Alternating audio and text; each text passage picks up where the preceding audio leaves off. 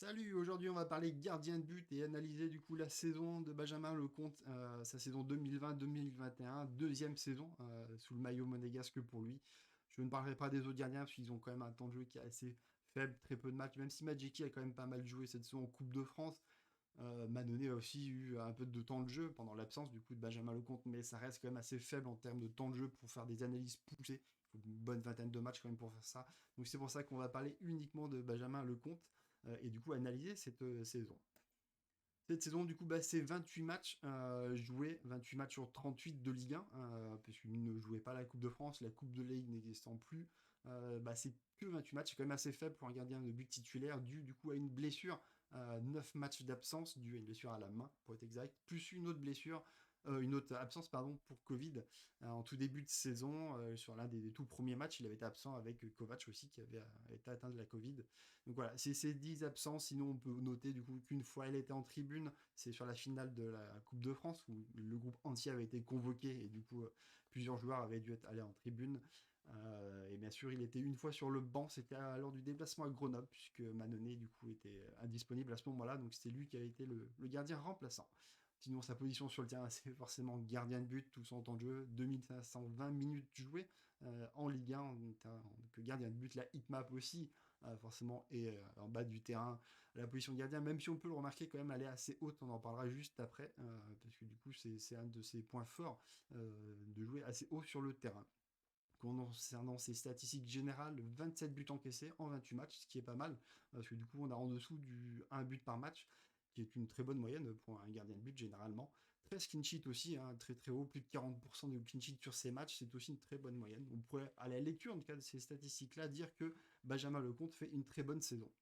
Voilà, sauf que du coup, maintenant, on va vraiment analyser les vraies statistiques de gardien et vraiment voir un peu plus loin que les pures statistiques de ce qui combien de buts il a pu encaisser. On peut voir du coup c'est une statistique spéciale gardien de but, hein. Je n'ai pas repris celle qu'il y avait sur les autres joueurs. Là, j'en ai fait une vraiment spéciale sur les 22 gardiens de but qui ont le plus joué en Ligue 1, qui ont fait minimum 10 matchs, pour vraiment analyser sa saison par rapport aux autres gardiens de Ligue 1. Donc on peut le voir par rapport à la moyenne, il est vraiment en dessous quasiment partout. On va commencer quand même par ses points faibles, parce qu'il y en a quelques-uns. Forcément, le nombre de clean sheets sur la saison, il a plus de 40%, comme je le disais.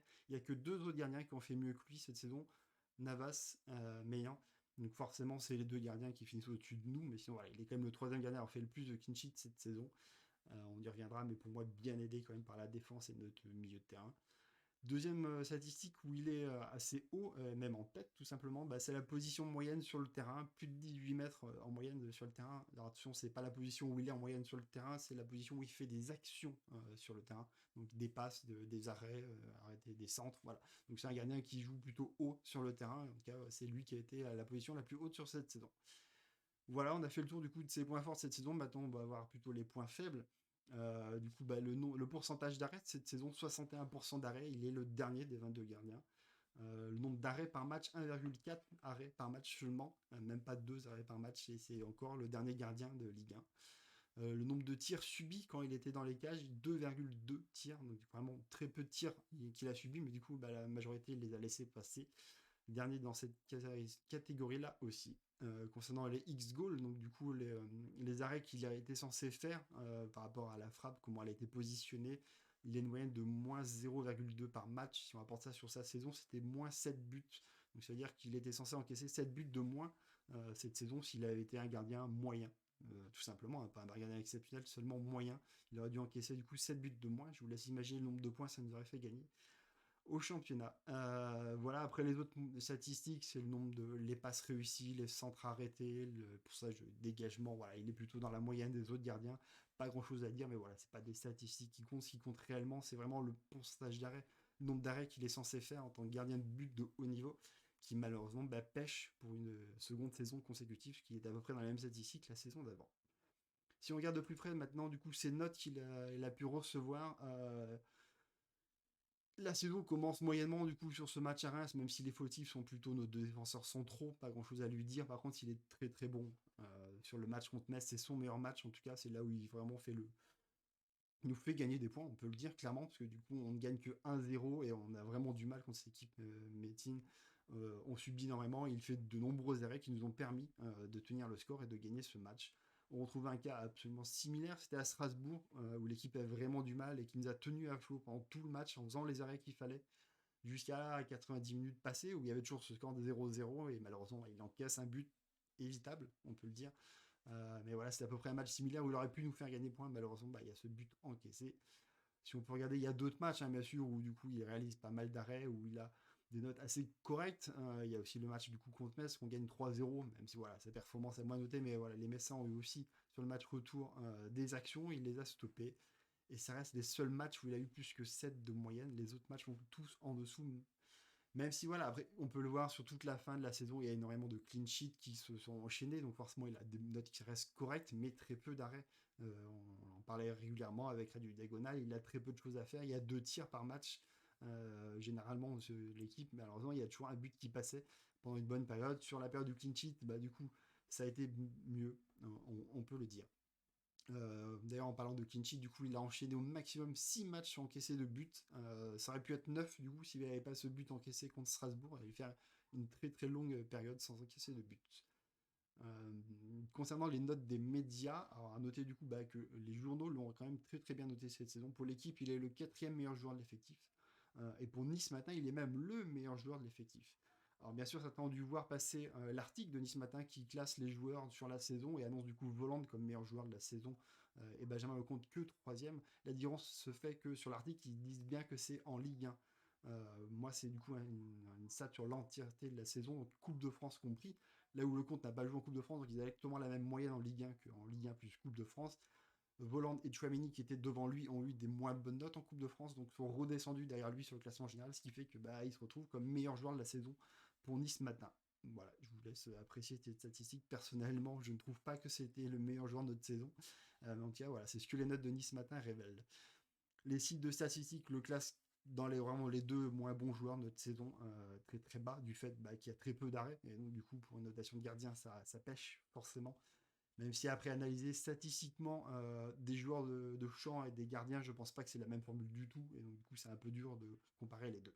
Concernant Twitter, du coup, vous pouvez le voir qu'il fait partie des 4 derniers à être noté 10e avec 5,56 de moyenne.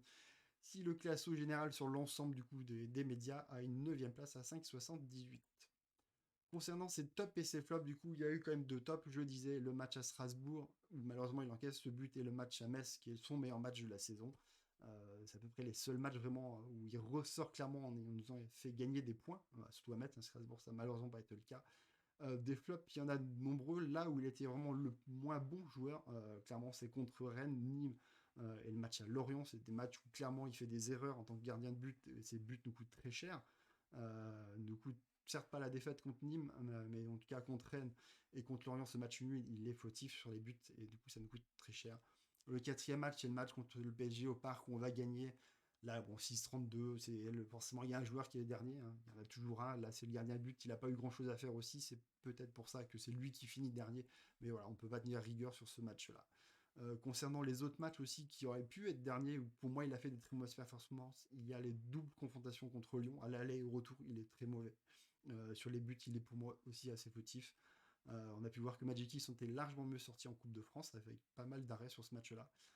Et aussi l'autre match contre Lorient où on gagne 5-2, pour moi sur les buts aussi, il est fautif. Voilà. On peut voir du coup qu'il est rarement dans le top 5 fois, quand même un peu plus souvent, dans le top 3, pardon. Dans le top 5, il y est un peu plus souvent, dû au fait qu'il a enchaîné une bonne période de clean sheet, donc forcément pour un gardien, les médias le notent plus haut, en n'ayant pas encaissé de but. Mais à l'inverse, bien sûr, 7 fois, il est dans les 3 pires joueurs de l'équipe, ce qui est quand même beaucoup. Ça fait quand même un match sur 4 pour un gardien de but, c'est quand même beaucoup.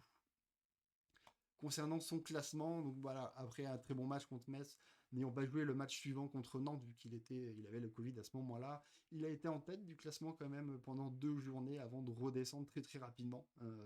Enchaînant un début de saison, ça va être très compliqué et mauvais pour lui avant de revenir après sa blessure où ça a été un peu mieux, petite période moins bien, avant du coup d'enchaîner toute la période du coup avec les clean sheets où forcément sa moyenne est remontée, même si c'est pas une remontée très très importante, qui finit au final 9e joueur de l'effectif avec une moyenne de 5,76. Concernant du coup le bilan, de sa saison. Donc on peut voir une saison avec moins de matchs que la saison dernière, alors que la saison dernière a été coupée à cause de la Covid. Il arrive à faire moins de matchs du coup à cause de sa blessure. C'est un peu dommage qu'il n'ait pas pu faire une saison complète pour un peu mieux s'exprimer. Au jeu des statistiques, certes, c'est meilleur que la saison dernière. Beaucoup moins de buts encaissés, plus de clean sheets réalisés. Par contre, on peut voir sur la notation des médias, en tout cas, il est moins bon que la saison dernière, qu'on avait déjà tous trouvé. Il n'était quand même pas terrible. Au niveau des statistiques, pour regarder qu'à Montpellier, il a fait des stats pour plus de matchs quasiment équivalentes. Donc, du coup, il n'y a pas l'air d'avoir de progression depuis Montpellier. Je trouve même qu'il est même moins bon que Montpellier. Puis il a affiché des statistiques en tant que de nombre d'arrêts beaucoup plus importantes. Forcément, il était avec une équipe qui subait plus le jeu et qui recevait plus de frappes, donc il pouvait plus se mettre en évidence qu'une équipe comme l'AS Monaco, c'est un peu plus compliqué pour lui. Concernant du coup son évaluation sur Transfermarkt, elle est en chute depuis qu'il a signé à l'AS Monaco. On l'a recruté du coup pour 13 millions d'euros de mémoire, 13,5 millions. Et maintenant, il est coté à 10. Rien que cette saison, il a perdu encore 10% comparé au début de la saison. Donc, un gardien qui a 30 ans, hein, donc il ne faut pas s'attendre à ce qu'il fasse une remontée, qu'il progresse. Je pense que ça va être compliqué maintenant à Stachy. Déjà, s'il arrive à conserver le niveau qu'il avait à Montpellier, ce serait déjà très très bien. Concernant mon avis maintenant général sur la saison de Benjamin Lecomte, j'ai à un moment donné cru qu'on a commencé à enchaîner les bonnes performances, qu'on pouvait lui laisser sa chance, laisser du temps justement pour voir s'il arrivait à remonter son niveau de jeu, arriver à monter au même niveau que le reste de l'équipe qui a vraiment progressé pendant cette période-ci, pour voir si on pouvait compter sur lui pour la saison prochaine, parce que la saison prochaine, c'est la Coupe d'Europe et donc il faut forcément avoir un gardien de très bon niveau. Malheureusement pour moi ce n'est pas le cas. Sur la première partie de saison, on encaisse beaucoup de frappes, notre défense n'est pas du tout en place, on l'a bien vu, on en a déjà parlé. Il subit un nombre de tirs, 4 à 5 tirs par match, et du coup fait que 60% d'arrêt en encaissant pas mal de buts sur cette première partie de saison. En deuxième partie de saison, notre défense est beaucoup mieux, nos milieux de terrain surtout font un travail extraordinaire qui fait qu'on est l'équipe qui subit le moins de frappes du championnat.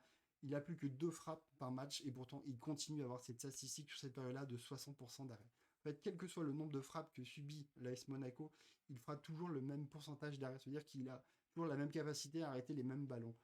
À chaque fois qu'il encaisse des buts, on dit oui, mais il ne pouvait pas faire grand-chose. Certes, parce que c'est un très bon gardien, et donc du coup, il fait les arrêts qu'il a à faire. Malheureusement, c'est pas un gardien d'exception, comme peut avoir le PSG, comme a eu Lille cette saison, qui va aller chercher l'arrêt que peu de gardiens vont faire. Et malheureusement, pour moi, c'est ce que doit avoir l'AS Monaco à l'heure actuellement. On doit avoir un gardien qui nous fait gagner des matchs, qui nous fait gagner des points. Il nous faut un Maignan qui fait un arrêt sur Jovetic à la dernière minute pour aller récupérer ce point du match nul.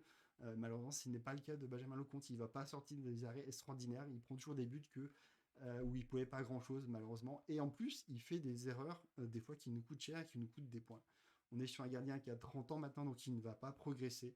Je ne trouve pas qu'il a progressé, en plus, surtout depuis qu'il a signé depuis à Montpellier.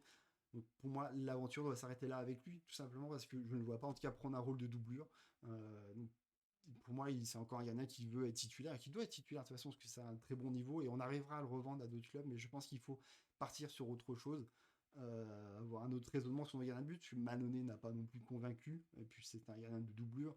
Madjeki, même s'il a fait voir de très belles choses en Coupe de France, n'a pas encore l'étoffe d'être un gardien titulaire et il devra encore passer par une saison de doublure ou une saison en prêt pour être titulaire ailleurs, c'est encore un autre débat.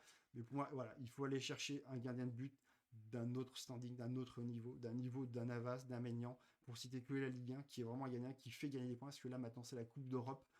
On va pas réussir à stopper l'hémorragie, à avoir que 2 frappes par match subies par notre gardien. Ça va être autre chose. On ne peut pas se permettre du coup d'avoir un gardien qui fait que 60%. Un classement est sorti là, il y a pas, sur Twitter aujourd'hui qui montre du coup le nombre de points qu'auraient réalisé les équipes s'ils avaient eu un gardien qui faisait les arrêts qu'ils sont censés faire. Monaco était champion de France s'il avait eu un gardien moyen seulement. Voilà, c'est un peu triste à dire. Je sais que beaucoup de personnes aiment Benjamin Macron, ils ne seront pas d'accord forcément avec mon avis, mais voilà, il faut bien qu'à un moment donné, je critique un des joueurs de cette saison, que je dise qu'il fasse une très mauvaise saison, et pour moi, c'est le cas de Benjamin Lecomte. Voilà, en tout cas, c'était ma vidéo d'analyse sur la saison de Benjamin Lecomte. Prochain rendez-vous, du coup, on va parler d'un international français. À bientôt.